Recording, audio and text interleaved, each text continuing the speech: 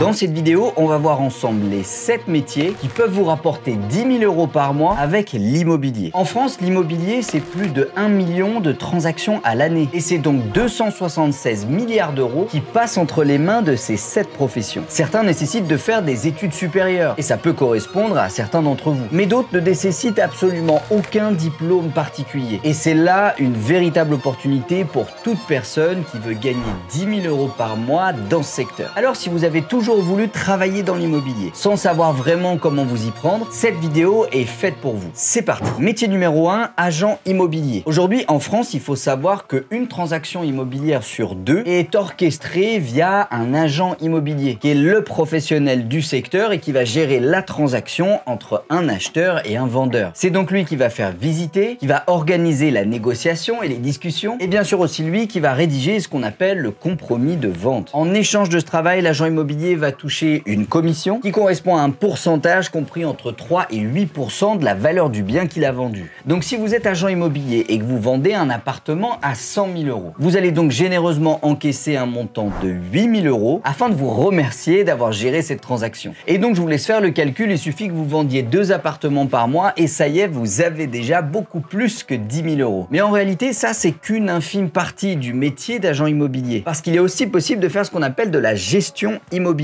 Ici, vous allez donc gérer les relations entre un propriétaire et un potentiel locataire, qui va consister notamment à faire les visites et à rédiger ce qu'on appelle un bail, qui est un véritable contrat entre le locataire et le propriétaire et qui régit grosso modo les droits et les devoirs de chacun. Par la suite, c'est également l'agent immobilier professionnel de la gestion qui s'occupera des éventuels problèmes, que ce soit une fuite d'eau, un impayé, les poubelles qui ne sont pas ramassées, et en échange de toutes ces missions, l'agent immobilier touchera un pourcentage du loyer qu'il a mis en place. Et ici, on parle bien sûr des loyers encaissés. Si l'agent immobilier n'arrive pas à louer l'appartement, à ce moment-là, il ne gagnera rien du tout. Ce pourcentage, il est compris entre 4 et 10% du montant du loyer hors charges et hors taxes. Et en plus de ça, à chaque fois que l'agent immobilier va rédiger un nouveau contrat, donc un nouveau bail entre un locataire et le propriétaire, il se verra gracieusement payé directement par le futur locataire ce qu'on appelle des droits d'entrée. C'est une sorte de prime au début de votre location qui va tomber directement dans la poche de l'agent immobilier. Et ça peut aller de une fois le loyer à plus de 2 fois le montant du loyer, soit pour un appartement lambda entre 600 et 1200 €. Donc ce qui veut dire qu'un agent immobilier qui louerait un logement à 500 € par mois touchera tous les mois une commission de 40 € pour gérer celui-ci. Il faut savoir qu'en moyenne en France, un agent immobilier qui fait de la gestion va gérer entre 250 et 400 logements au total. Et pour un loyer de 500 €, ça fait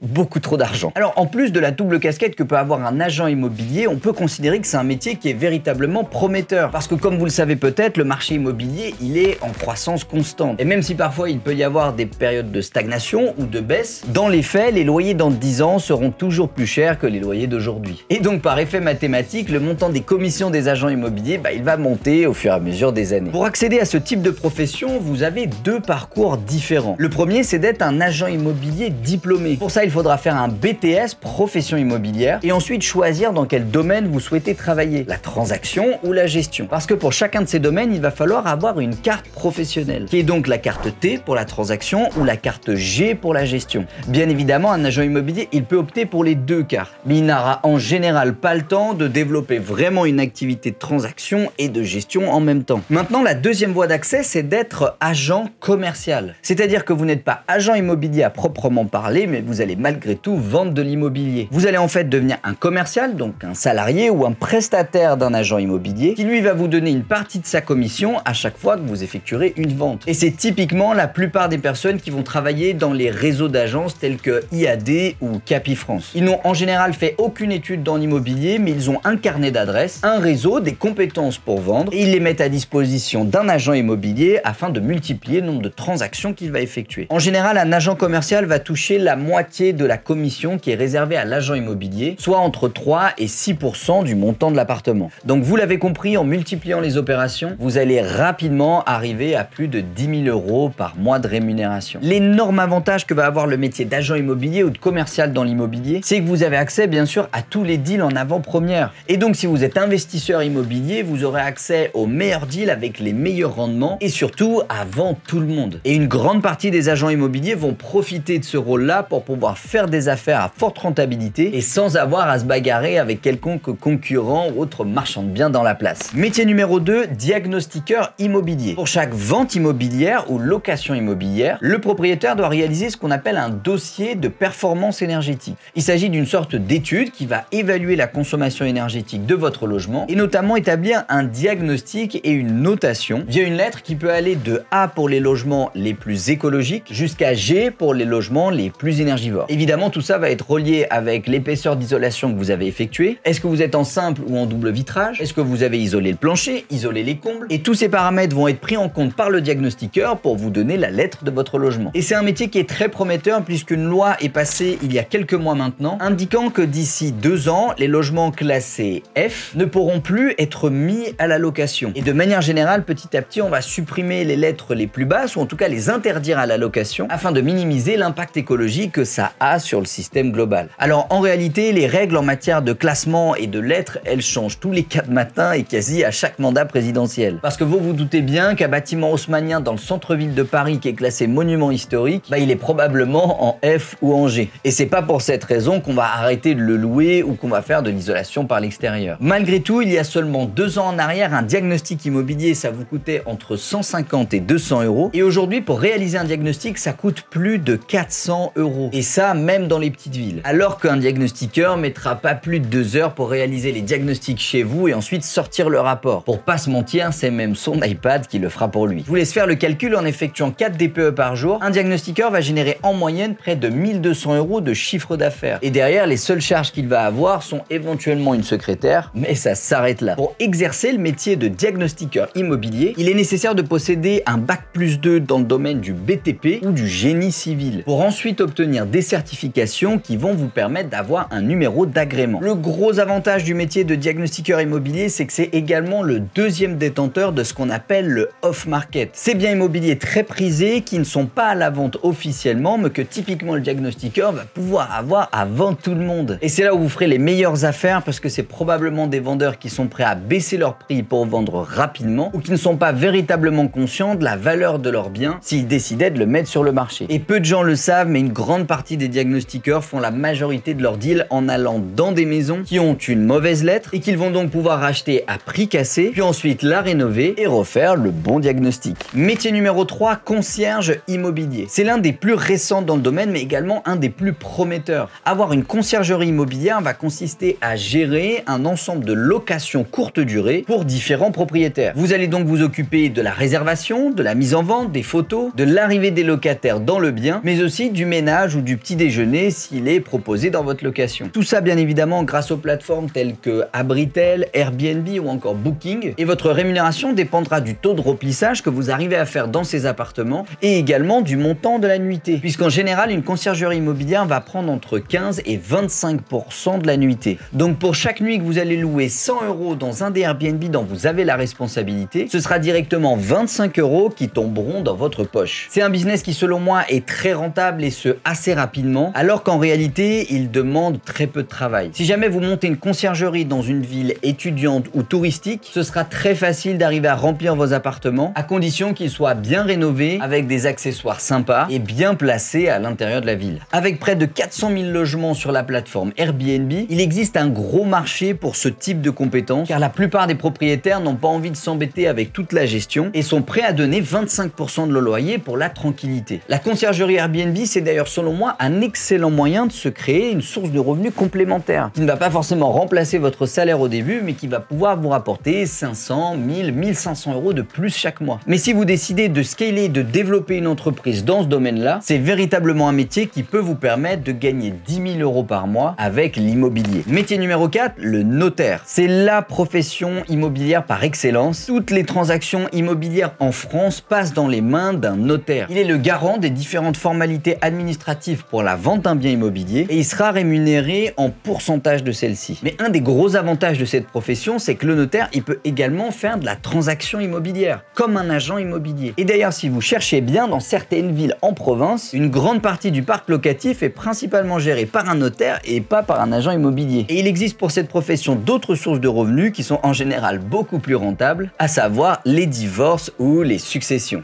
C'est une activité qui est foncièrement libérale, qui vous demandera 7 ans d'études supérieures supérieur pour pouvoir y accéder, avec des connaissances en droit, en fiscalité, en procédure administrative. Et pour exercer la profession, vous aurez besoin d'un titre de notaire. Pas cher du tout si jamais l'un de vos deux parents sont notaires, mais qui coûte quand même un petit peu d'argent si jamais vous devez le racheter à une étude. C'est d'ailleurs pour ça qu'une grande partie des personnes qui ont fait des études de notariat sont restées à l'étape de clerc de notaire, qui est un petit peu le bras droit d'un notaire, qui fait grosso modo le même métier, mais qui ne possède pas un titre notarial. Encore une fois, l'énorme avantage du métier de notaire, c'est qu'il possède les meilleurs deals avant tout le monde, à savoir les transactions, les divorces, les successions, les redressements judiciaires, et de par sa fonction, il est en général au courant de tout ce qui va s'acheter et se vendre dans la ville en question. C'est pour ça que si dans l'immobilier vous devez faire copain-copain avec une profession en particulier, ce sera selon moi encore plus avec les notaires qu'avec les agents immobiliers. En étant notaire, vous pourrez rapidement gagner plus de 10 000 € par mois avec l'immobilier. Métier numéro 5, artisan. Électricien, plombier, maçon,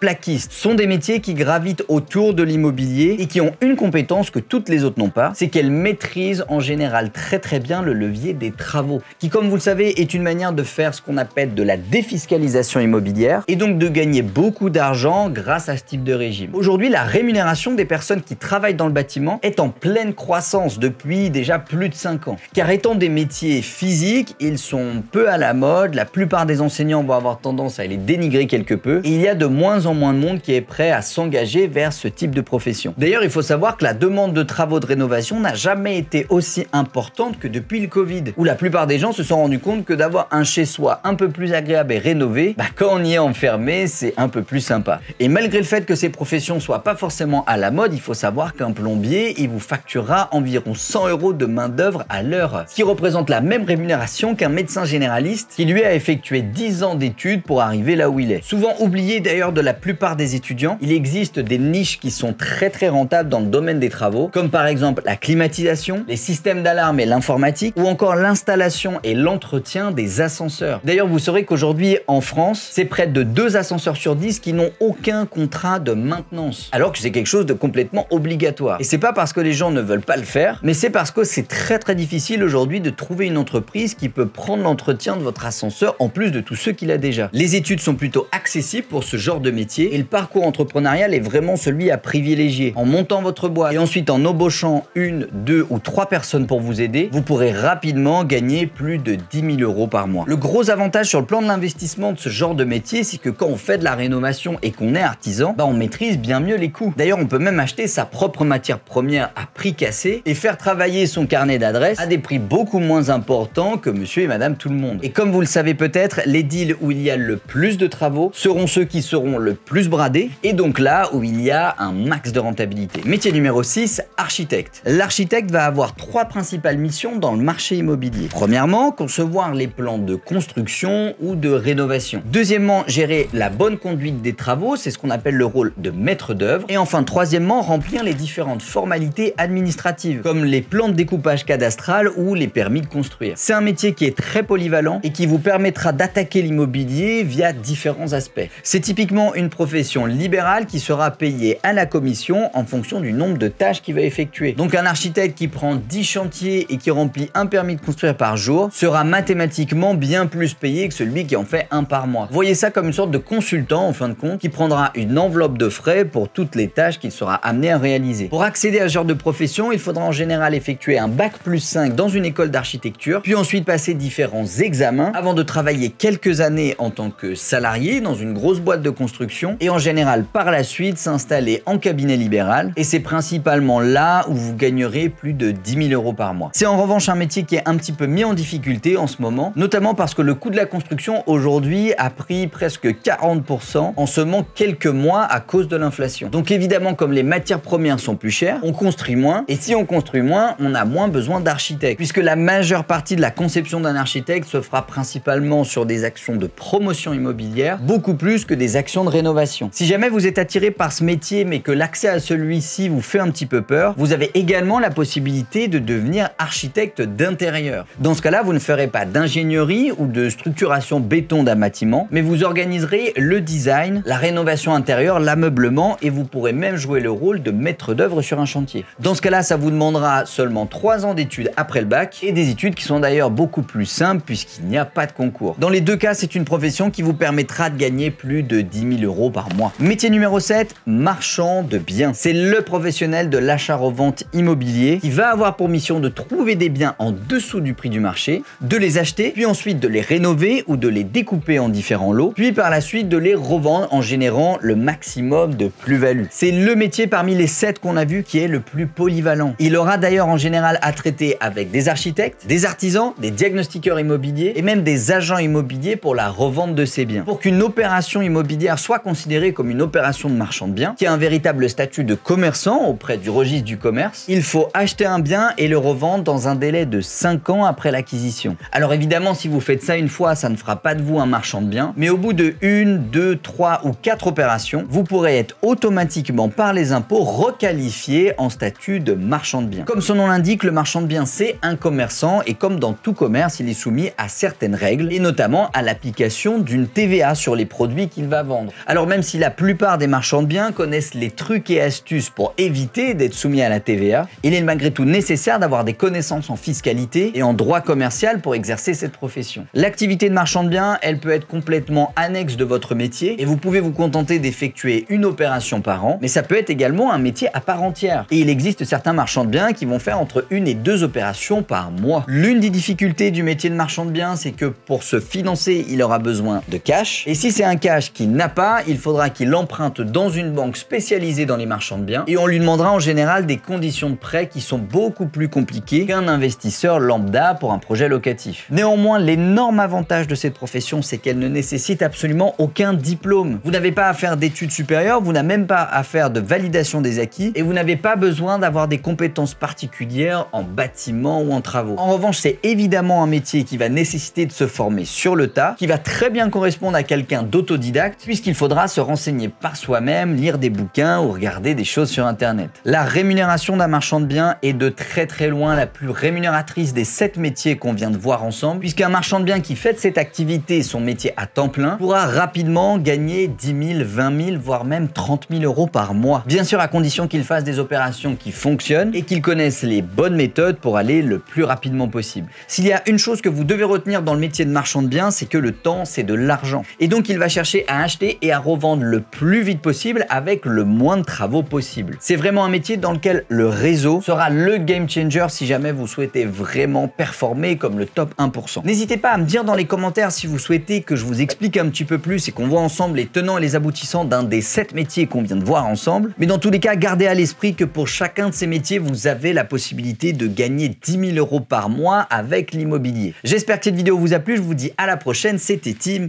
ciao!